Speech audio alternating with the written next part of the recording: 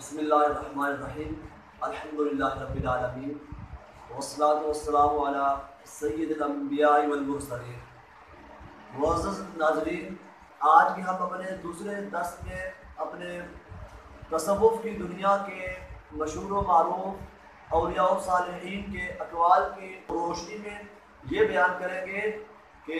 صوفی کے اوصاف کیا ہیں اور صوفی کن کن اوصاف کا حامل ہوتا ہے۔ تو سب سے پہلے حضرت حسین بن منصور رحمۃ اللہ تعالی علیہ سے صوفی کے متعلق پوچھا گیا تو انہوں نے فرمایا کہ صوفی کی ذات یکتا ہوتی ہے، اللہ کے سوا اسے کوئی قبول نہیں کرتا اور وہ اللہ کے سوا کسی کو قبول نہیں کرتا۔ یعنی صوفی دنیا میں اس حال میں ہوتا ہے کہ اسے دنیا میں سے کوئی بھی قبول نہیں کرتا سوائے اللہ تعالیٰ کے، اللہ تعالیٰ ہی اسے قبول کرتا ہے۔ تو اس کے بعد حضرت ابو حمزہ بغدادی رحمۃ اللہ تعالی علیہ فرماتے ہیں کہ سچے صوفی کی علامت یہ ہے کہ وہ مالدار ہونے کے بعد بھی فقیر رہے، عزت کے بعد بھی حقیر بنے اور شہرت کے بعد بھی مخفی رہے۔ اور اس کے بعد جھوٹے صوفی کی علامات بھی بیان فرماتے ہیں کہ جھوٹا صوفی وہ ہوتا ہے کہ وہ فقر کے بعد بھی دنیا کے ذریعے مالداری حاصل کرے اور حقیر ہونے کے بعد بھی عزت والا بنے اور گمنام ہونے کے بعد بھی شہرت والا بنے۔ اس کے بعد حضرت جنید بغدادی صوفی کے بارے میں فرماتے ہیں کہ صوفی زمین کی طرح ہوتا ہے، اسے ہر نیک اور برا رونتا ہے، اور صوفی بادل کی طرح ہوتا ہے جو کہ ہر ایک کو سایہ مہیا کرتا ہے، اور صوفی بارش کی طرح ہوتا ہے جو کہ ہر ایک کو سیراب کرتا ہے۔ اس کے ساتھ ہی وہ فرماتے ہیں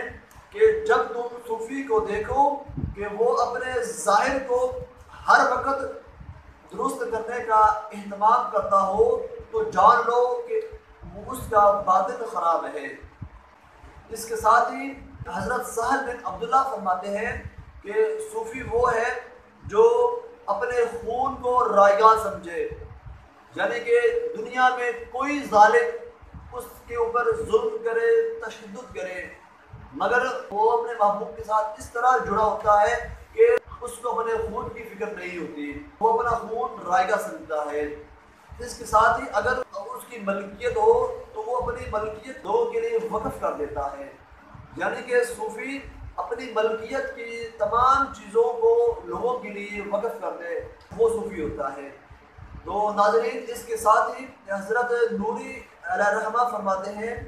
کہ صوفی کی تعریف یہ ہے کہ اسے محتاجی کے وقت سکون ملے اور اگر کچھ اس کے پاس ہو تو وہ قربان کر دے۔